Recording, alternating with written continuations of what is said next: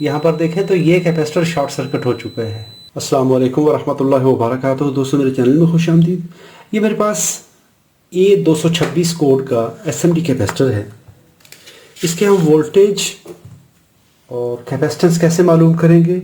A226 ये होता है वोल्टेज वैल्यू 10 वोल्ट। तो यहाँ पर कोडेड फॉर्म में वोल्टेज है। इसके बाद कैपेसिटेंस देख लें 2 और ये 6 जीरो लगा देंगे 1 2 3 4 5 6।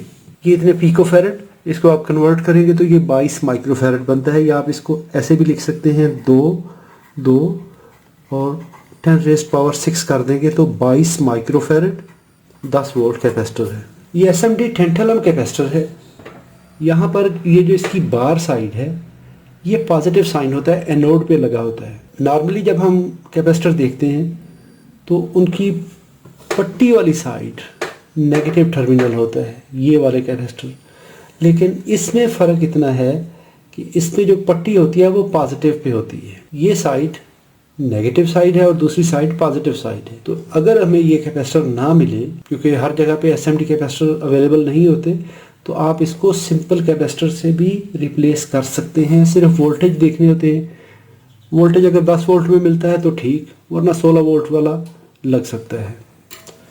अभी इसकी ESR होती है लो, ये बहुत लो ESR प्रोफाइल में होते हैं। 22 माइक्रोफैरेड है, आप 33 माइक्रोफैरेड का लगा दें इलेक्ट्रोलाइट कैपेसिटर, 47 का लगा दें, काम करेगा, सर्किट चलेगा। लगाते वक्त इस चीज़ का ख्याल रखना है कि ये नेगेटिव पट्टी जो है ये इस साइड पे आएगी, अपोजिट साइड पे आएगी। इस कैपेसिटर में ये पट्टी पॉजिटिव पे होती है। अगर आप इलेक्ट्रोलाइट कैपेसिटर लगाते हैं तो पट्टी इस साइड पे लगेगी। इलेक्ट्रोलाइट कैपेसिटर का पॉजिटिव यहाँ पे आएगा तो पोलैरिटी सेम रहेगी। अगर आप पट्टी वाली साइड इधर लगा देंगे दूसरे कैपेसिटर की तो वो उसी वक्त ब्लास्ट हो जाएगा। वीडियो देखने पे शुक्रिया। अस्सलाम वालेकुम वरहमतुल्लाहि वबरकातुहू।